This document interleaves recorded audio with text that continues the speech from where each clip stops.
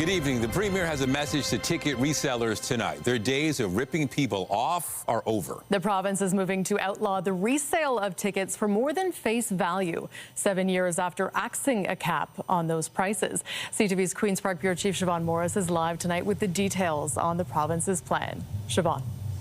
Well, there were a lot of broken hearts when Taylor Swift was in town and during the World Series last October. This is an attempt to mend all that, but there are concerns this could lead to a host of new problems. It was an issue that exploded during the Blue Jays World Series run last fall. Some of the prices were the same as a mortgage. You know what I mean? It's crazy. The Premier promised to put an end to what he called gouging on resale sites, introducing measures in next week's budget to keep a lid on prices. Whatever the face value was that the person who purchased a ticket paid will be what they can recoup, plus fees, whatever service fees that they had to incur. So it's not a profit-making measure anymore. The idea gets a standing ovation from the Ontarians we talked to. That is an awesome idea. Awesome, yeah, because it's too much, especially when the kids are young and they want to see a concert, or I want to go see a hockey game. Sometimes we want to buy it for the fair price, like the normal price, and we couldn't find it. I think anything that's fair for the consumers is a really great move. Ontario had similar legislation introduced by the previous Liberal government. It capped ticket resale at 1.5 times face value. When Doug Ford's Progressive Conservatives took over, what they chose to do was scrap that, and now he wants to come in, riding in on a white horse, in order to fix this. Ticketmaster and its parent company, Live Nation, welcome the changes, but there's worry. If I'm the original seller, why don't I just jack up my price? So a $100 baseball ticket now becomes $160 because, well, I can fill the place at $160, so why am I selling at $100? Ticket resale marketplace SeatGeek also anticipates higher prices and other problems, warning when resale is artificially capped below market value, tickets migrate away from transparent, regulated platforms and into informal channels where consumers have no recourse if something goes wrong. The number of tickets versus overwhelming demand for big matchups or performers can't be solved with this legislation. What it's going to do is if you're lucky enough to get access to these tickets, it's a fair playing field. The idea is to pass these changes into law sometime this spring. That will be in time for summer concert season, the height of the Blue Jays run, and in time for the World Cup. Reporting live from Queen's Park, I'm Siobhan Morris. Natalie, back to you. Okay, thank you, Siobhan. Also tonight, some charges withdrawn and some complainants dropped. Questions are being raised about the prospect of conviction in the trial of billionaire Frank Stronach. That's just ahead.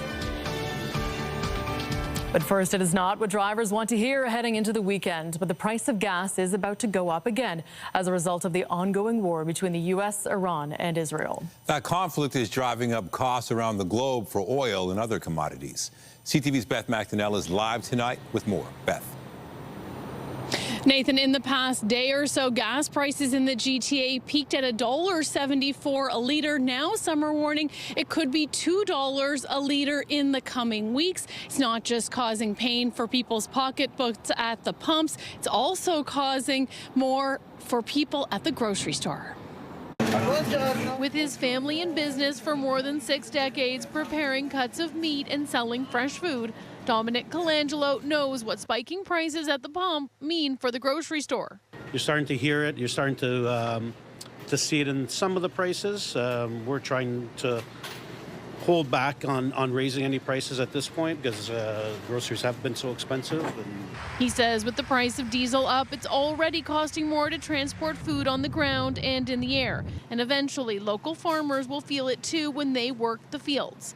Greens and fruit from the U.S., Mexico, and beyond are some of the most sensitive items to energy prices, along with imported products. If the war doesn't end, he expects further retail impacts at a time when the rising cost of food is already a challenge. I've never gone over pricing as much as I have in the last 5 years. To the previous 30 years doing this. We've been here 60 years now, and we've never seen anything like this. My father started this business. He was 18 years old, 19 years old, and he's just shaking his head and can't believe it. At the gas station, there is sticker shock. Some experts are now predicting gas could hit $2 a liter in the GTA in the next few weeks if fighting in the Middle East continues and when the pumps switch from winter to summer gas. Everything is too expensive. It's hard to make ends meet when you don't get a raise that keeps up with inflation. I think it's ridiculous what's happening in the States. I think I'm going to start looking more at transit options. Families buying food are trying to manage and save as best they can. You kind of have to just pick and choose what is most important and kind of budget and, you know, use what you can. I usually buy in advance and have enough to get me through a month or whatever. So now I'm looking a bit more at sales. In short term, everybody will be able to absorb the cost of that. Long term, it could be a little different. Colangelo says meat prices aren't going up as much yet because it doesn't travel as far as some other items. But he says he's still constantly reviewing numbers and is more careful with his cuts than he's ever been, so not to waste. Colangelo hopes there is relief soon, either with help from the government or some other way to deal with the rising costs. Reporting live on Beth McDonnell, Natalie and Nathan, back to you. Thank you, Beth. We have more news in a moment, but first a look at the forecast. Here's a live shot of the city.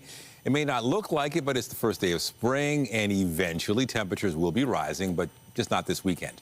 Lindsay Morrison has a look at the current conditions. Hey, Lindsay. Hey, Nathan, you're right. We can expect similar temperatures this weekend to what we experienced today, but hopefully a little less in the way of active weather. It was a messy start to the day, but gone now is the wet weather. In its place, we still have some cloud cover and a bit of fog and mist. It is 5 degrees in Toronto. It's 9 in London, and temperatures are still in the teens this hour.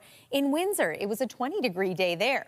Winds today, fairly light in nature, not much of a story there, but that's contributing to the fog that we are already seeing and that we will see through the overnight hours tonight. We drop to a low near zero, but once again, we're watching for a little more precipitation as we head into the weekend. We'll take a full look at your forecast coming up, but for now, Natalie, I'll send it over to you. Okay, thank you, Lindsay. A suspect has been arrested in connection with a pair of murders in the GTA. 19-year-old Isaiah Badger is charged with first-degree murder and arson in connection with the death of 65-year-old Sergio Lopes. He died in hospital after being shot in Vaughan on January 26th.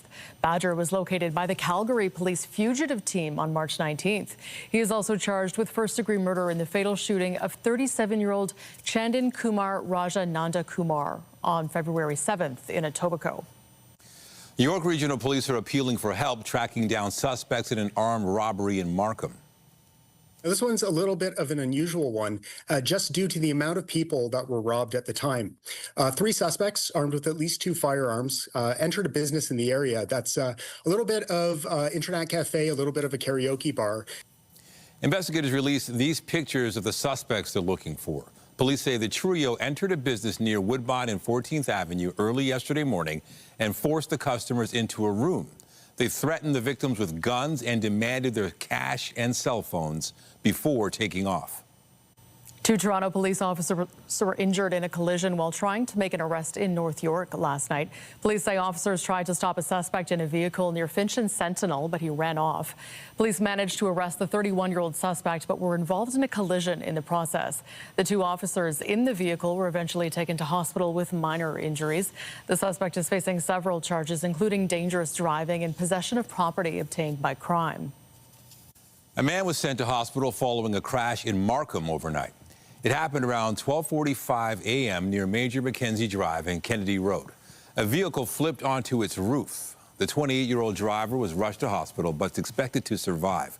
The cause of the crash is still under investigation. Police have arrested a rideshare driver in connection with a sexual assault investigation. 33-year-old Harseem Ranjit Dillon of Caledon has been charged after a passenger was allegedly sexually assaulted during a trip in February. Police say the driver stopped the vehicle near Bloor Street in Queen's Park before getting into the back seat with the passenger. He then allegedly assaulted the 21-year-old man before leaving him on the sidewalk and driving away. Police say they are concerned there could be more victims. The sexual assault trial of Frank Stronach will resume at the end of the month, and when it does, there will be fewer complainants and fewer charges than when it first began. CTV's Allison Hurst looks at how we got to this point and what it could mean for future trials. The Crown and defense have presented their cases in the sexual assault trial of billionaire Frank Stronach. And along the way, prosecutors announced they are no longer pursuing convictions on 5 charges linked to 3 of the complainants. Throughout a trial, a Crown maintains a quasi judicial role. So they're not a judge, but they're supposed to view the evidence judiciously. Defense lawyer Kim Schofield says the Crown has an obligation to assess its case and cease prosecution when they no longer have a reasonable prospect of a conviction, which is what happened here. She adds in other provinces, pre-charge screenings take place, but that's not something done in Ontario. There's many arguments to say that one of the reasons why our justice system is in such trouble, delay-wise, being overburdened, is that there's too many cases being prosecuted. Putting the complainants through testifying and cross-examination only to have the charges dropped, though, is something advocates say is quite painful. It dissuades a lot of people from wanting to participate in this system, especially to see that you can get that far, to have already testified, and then things can be thrown out. Defense lawyer Leora Shemish spent her last day questioning witnesses, focused on the two lead investigators in the case with the Peel Regional Police. Both testified they operated under the belief the 7 complainants were telling the truth and did little to verify their accounts. I think there's a duty of care that's required when you are going to put a survivor through something like this. You really need to make sure you've got a good prospect of success. And unfortunately, in this case, it doesn't sound like that is what happened. Alexa Barkley, a survivor herself who is also the lead advocate with End Violence Everywhere, says these high-profile cases do shed light on the problems in the system. The Canadian Victims' Bill of Rights is not enforceable, and the accused has lots of enforceable rights. And so until we fix that, I don't think it's ever going to be fair for survivors. Stronach has pleaded not guilty to all charges. The trial is back for final arguments on March 31st. Alison Hurst, CTV News. Just ahead, Donald Trump calls NATO allies cowards for rebuffing his call for help in the Strait of Hormuz. We'll have the latest on the effort to secure the critical waterway amid the war in Iran coming up. But first, the province signed a $1.3 billion contract extension with Alstom to continue operating and maintaining GO Transit and Up Express trains through 2031. The Ford government says the contract extension will help support more than 1,100 jobs across the GTHA, as well as ensure safe and reliable service for riders. Alstom operated more than 117,000 GO Rail trips and over 56,000 Up Express trips from 2024 to 2025.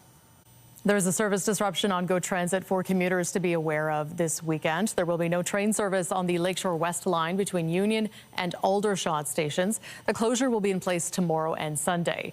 GO buses will be running instead. The closure is to accommodate track work in the area, with regular service resuming Monday morning. And a note for TTC riders about some weekend service disruptions. There will be no subway service on Line 1 between St. Clair West and St. Andrew stations starting at midnight as a result of planned track work. The closure will last until Sunday. There will be partial shuttle bus service between St. Clair West and St. George stations, but there will be no shuttle buses between St. George and St. Andrew stations. Regular service is set to resume at 6 on Monday morning. U.S. President Donald Trump is lashing out at NATO again, calling allies cowards for not joining American efforts to reopen the Strait of Hormuz. Meanwhile, the Iranian regime is threatening to widen the conflict. CTV's Judy Trin with the latest.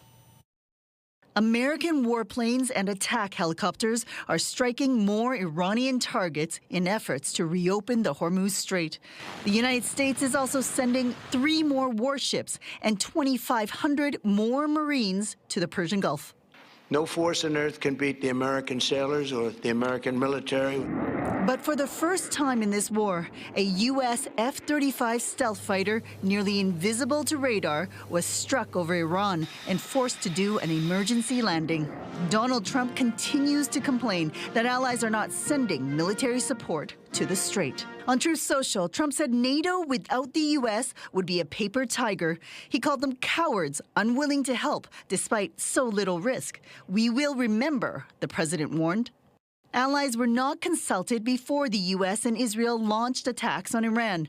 3 weeks after the war started, 7 allies, including Canada, are expressing readiness to contribute appropriate efforts to ensure safe passage through the strait. Celle-ci est strictement défensive French President Emmanuel Macron said the help would be strictly defensive to support regional allies and preserve freedom of navigation.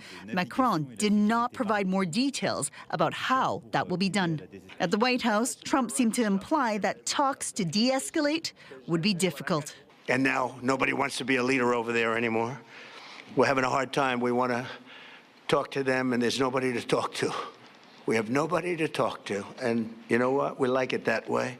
Iran's new supreme leader, Mojtaba Khamenei, has not been seen publicly and has only issued written statements.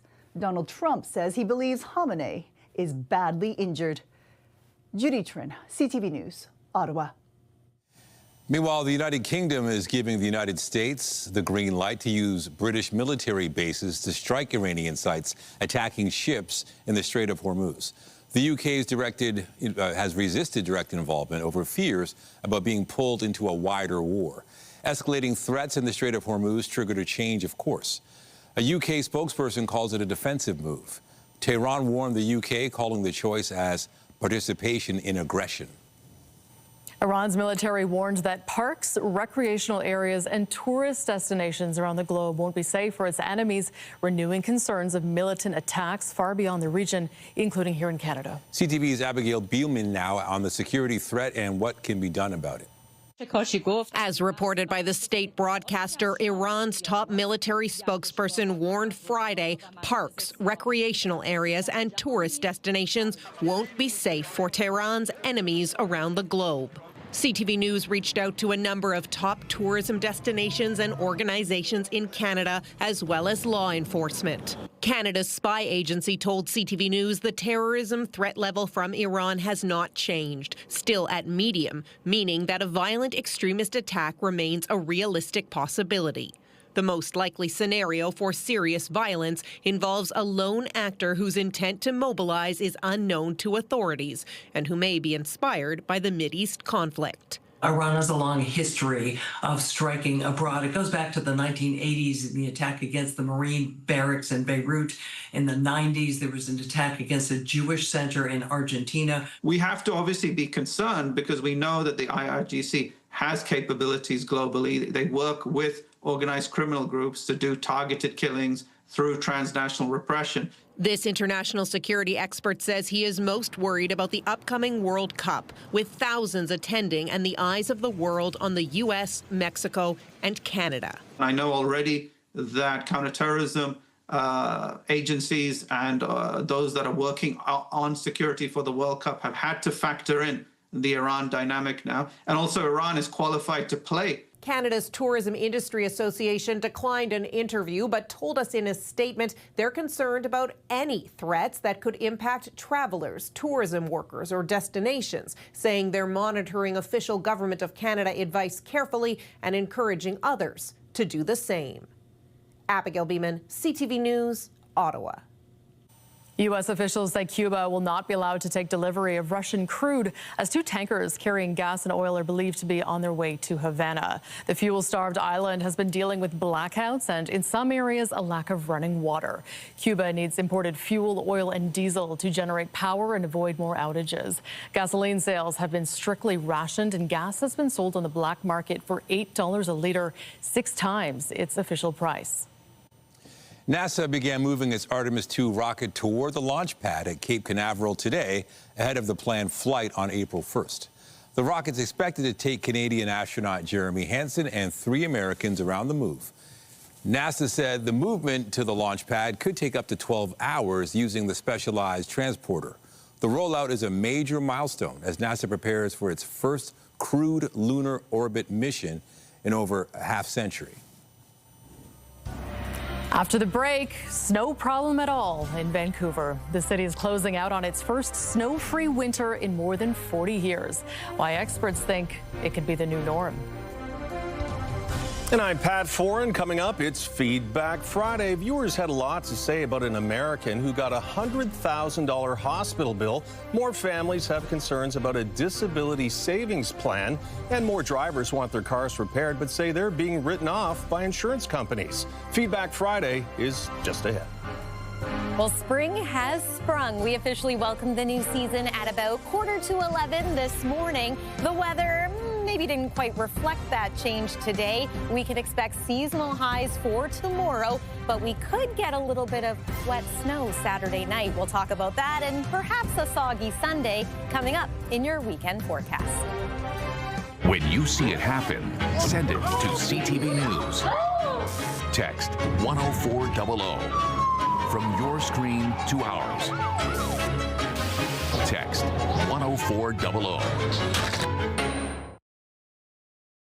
We had a lot of reaction to our stories about disability savings plans and insurance companies writing off vehicles that owners want repaired. We also heard from viewers about a U.S. citizen visiting Ontario who ended up in hospital and was charged more than $100,000. Here's Pat Ford with Feedback Friday. Pat. Thanks, Natalie and Nathan. When Canadians travel outside the country, we need to buy health insurance. And when visitors come here, they need to buy it too. But some in the medical community told us some people visiting Canada think health care is free for everyone. Naveed Safar's mother lives in Atlanta, Georgia. She was visiting Ontario when she had a stroke and ended up in hospital for 4 weeks. She didn't have health insurance and her family was billed $111,000 for her treatment. Every visitor to Canada needs to purchase travel medical insurance in case they become sick or injured. Sadly, it appears they didn't buy it, and now they're facing this huge bill. Dr. R told us, as a physician, this is a huge problem. Many Americans think we have free health care in Canada. Visitors need to know they require travel insurance. Good story to raise awareness. This is Sebastian. Sebastian Correa was born with a heart defect and has many health issues. His parents started a registered disability savings plan, an RDSP, to save money for his future. They were surprised to find out they must wait 10 years after the government's last grant is given before they can withdraw funds without penalties. They feel families should be able to access the money sooner. I'm pretty sure there are more families like us that are in the same situation. Inara told us, we must replace a wheelchair van for our son. If we withdraw $15,000 from the RDSP, we must pay a penalty of $46,000. There should be allowances for items deemed critical and necessary. Honestly, this has been a real nightmare trying to get this car repaired. Teresa Baton's BMW was involved in a hit and run while parked. The car is a 2011 with over 200,000 kilometers, but she says it was in great shape. She wanted the car repaired and was shocked to be told it would be written off and she would be given $8,900. The first thing they want to do is write off my car. And I said, no, that's unacceptable. Jillian told us, my car was in an accident and the appraiser is writing it off even though he noted vehicle condition excellent. I want it fixed and feel cheated after paying insurance all these years. And insurance companies are writing off cars more often. The cost of parts, labor, and rental cars has soared, so it's cheaper than fixing them. But some owners say it means they're forced to buy another car and spend money they weren't planning to. On your side, I'm Pat Foran. If you have a consumer story idea, email us at alert@ctv.ca. Well, not a lot of sunshine, kind of cool out there, but at least we can say the spring has arrived. It is the first day of spring. That's what the calendar says. What I want to know is what Lindsay has to say about when it is going to feel like spring. Okay, well, it feels seasonal today and will over the weekend, but guess what? It looks like it's going to cool down again a little bit as we make our way into the early part of next week. Maybe not into feeling like -20 again. That would be a great thing if we don't see that again until next winter. However, as we make our way through the next couple of days here, we've also got the potential for some mixed precip once again. That was the case this morning. It was a bit of a messy start for so many. Depending on where you were joining us from today, you either had wet snow, you had ice pellets that accumulated on the ground and made a bit of a slushy mess. You may have had freezing rain that made for some slippery surfaces, or perhaps some rain like down by the beach today in the city of Toronto. Maybe not the most ideal weather conditions for walking the dog.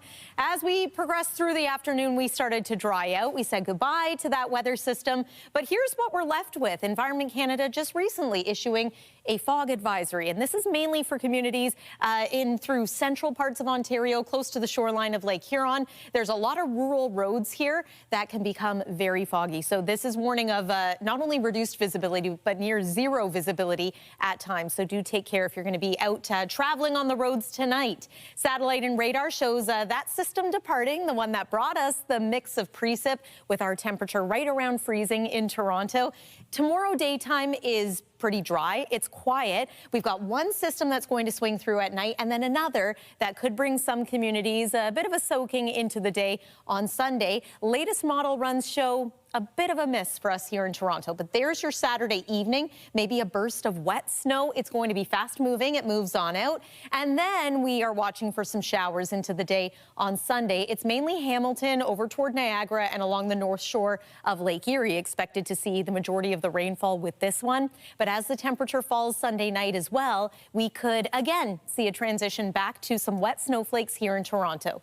Not a lot of rain at this point, but we'll keep an eye on things, see if those numbers change. An additional 5 to even 10 centimeters of snow is going to be possible for areas in Muskoka, closer to the border with Quebec, maybe a trace to a centimeter or two in and around Toronto.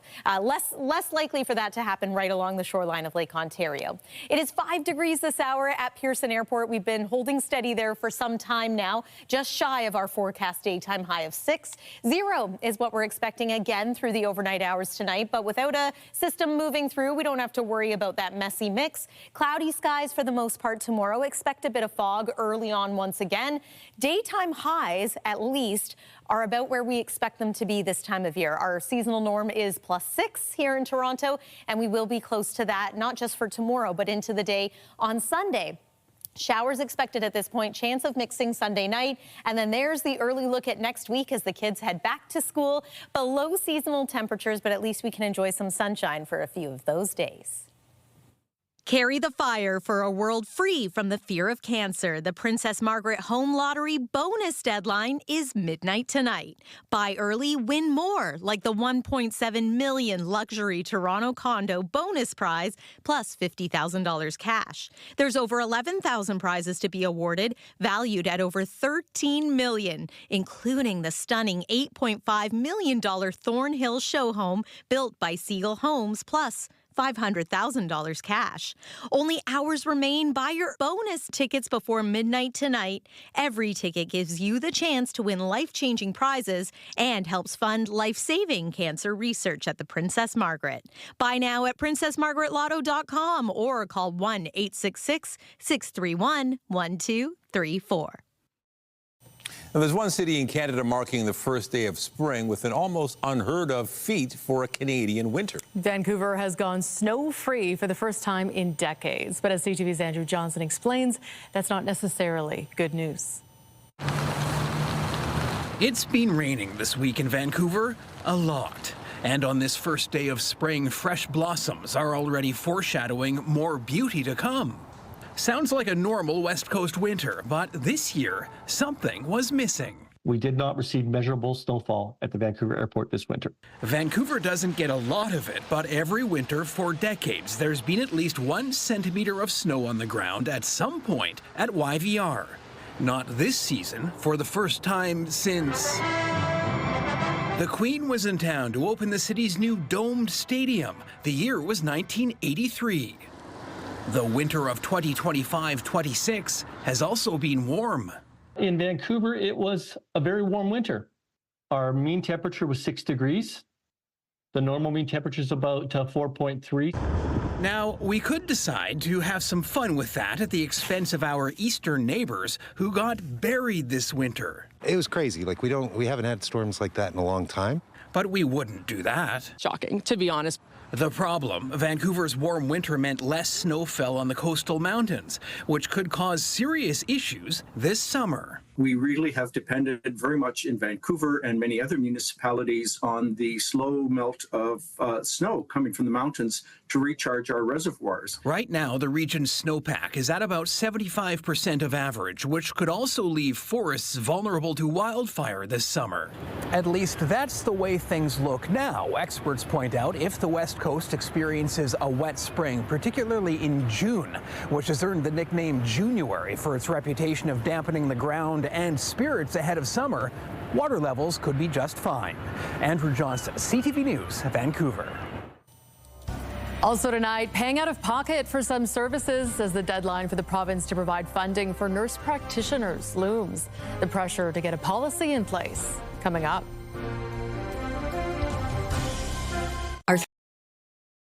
An April 1st deadline is looming for the province to set up funding for all nurse practitioners in Ontario. As health reporter Pauline Chan tells us, some have been working on a fee-for-service basis.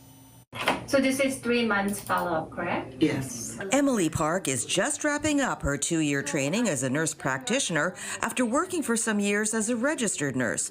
But where she will work next will determine how she's paid.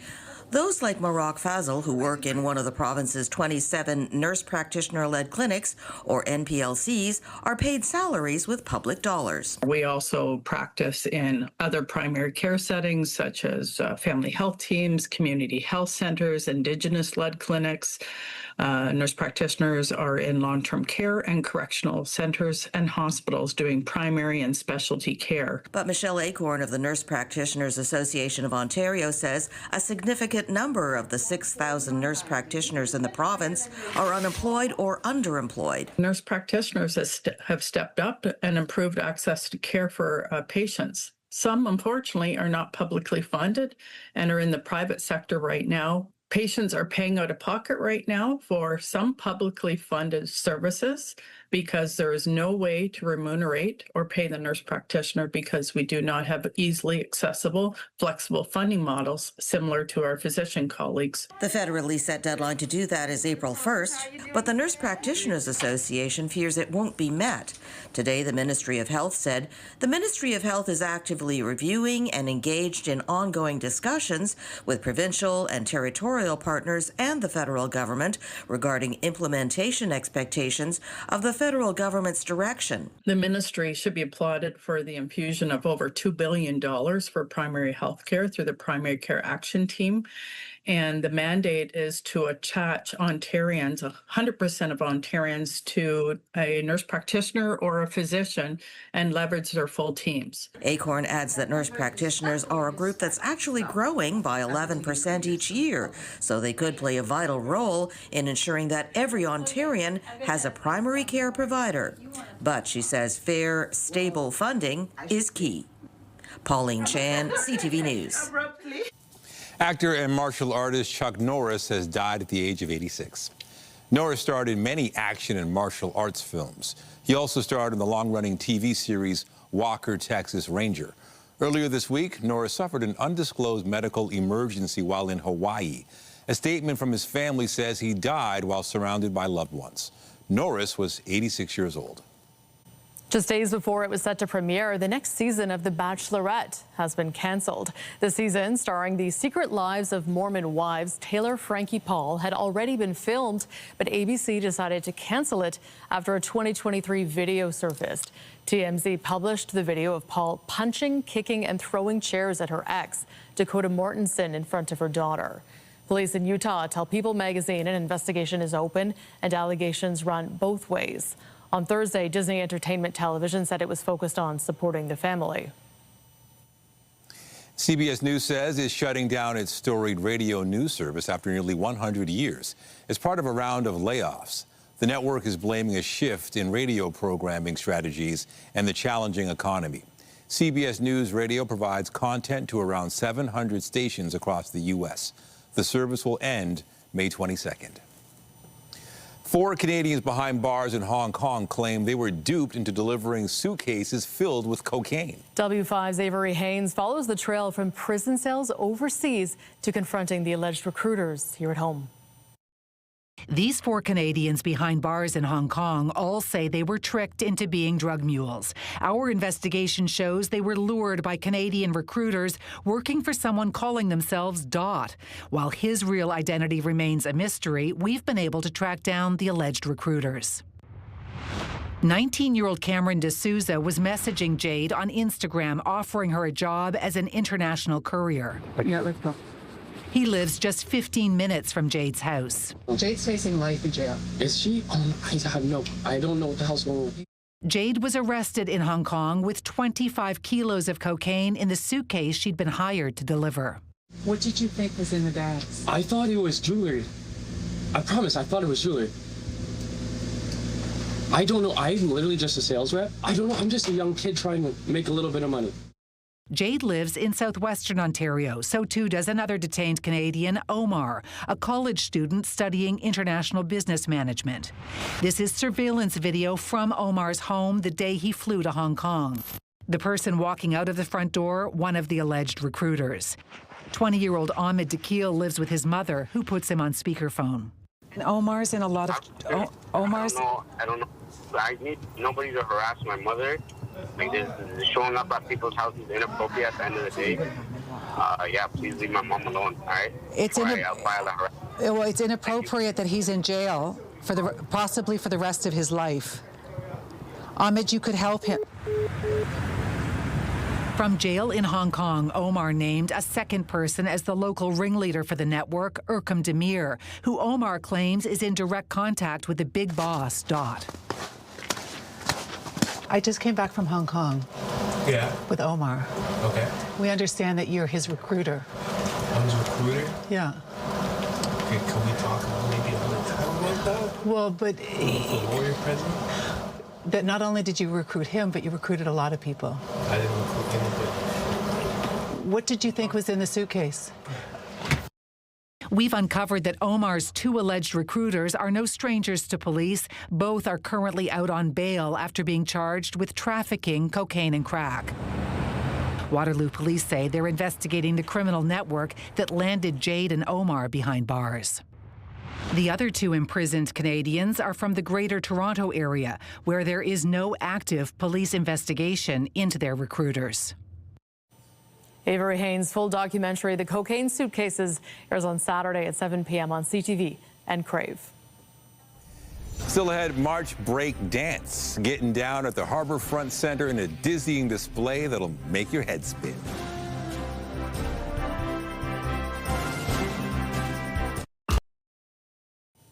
Canadian retail sales were up over 1% in January. B&M Bloomberg's Marilla Fernandez has more.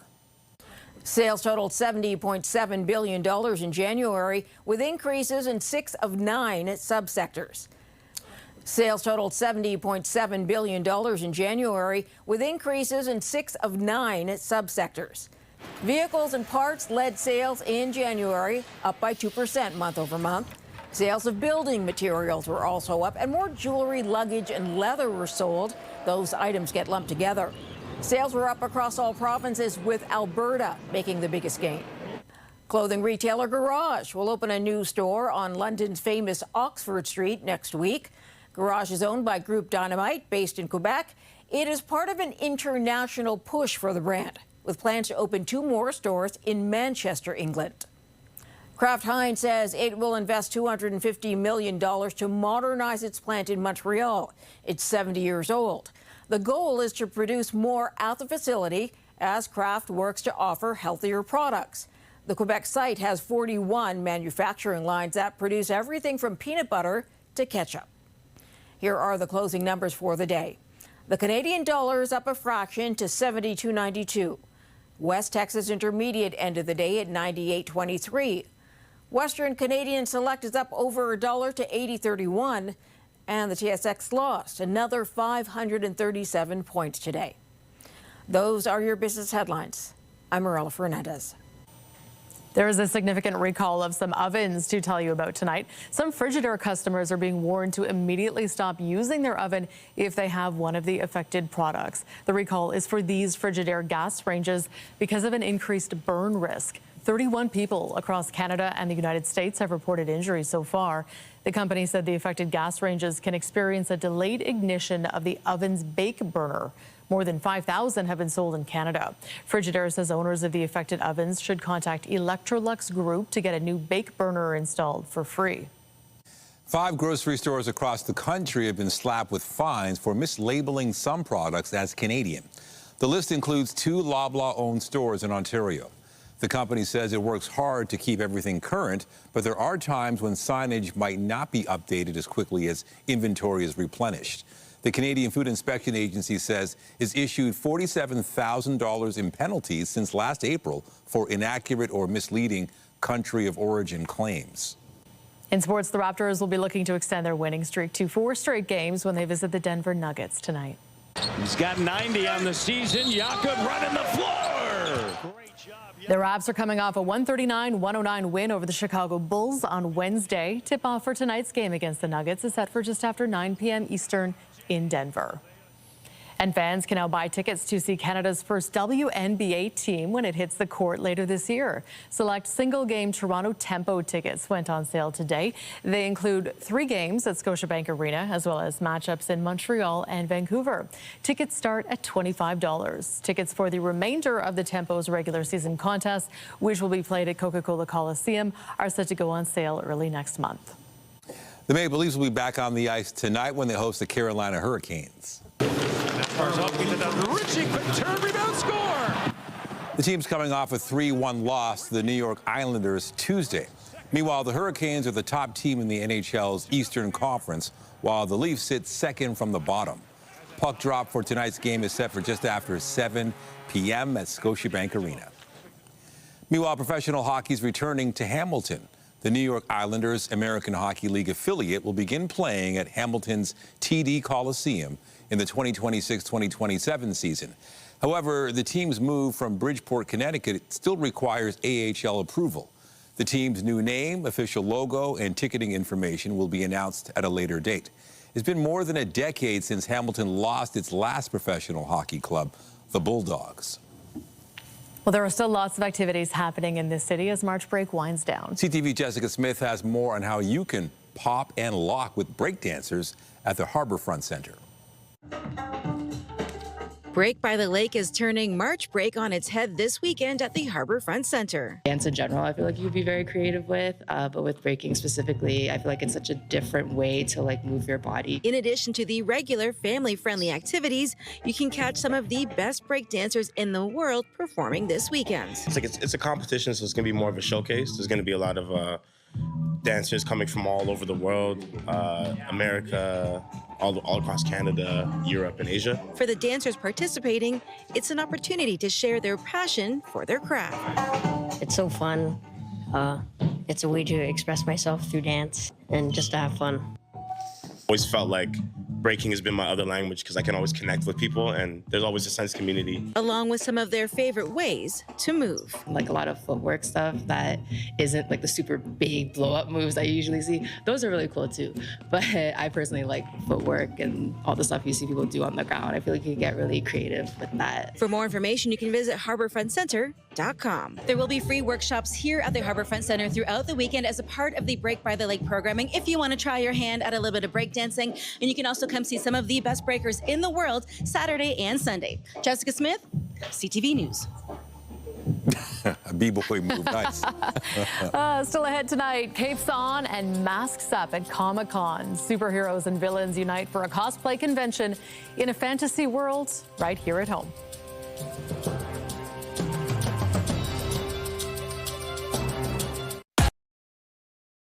Finally tonight, from superheroes to science fiction, there is no shortage of characters gathering at the Metro Toronto Convention Centre this weekend. It is all for Toronto Comic-Con, which got underway in costume today. CTV's Corey Baird takes us inside.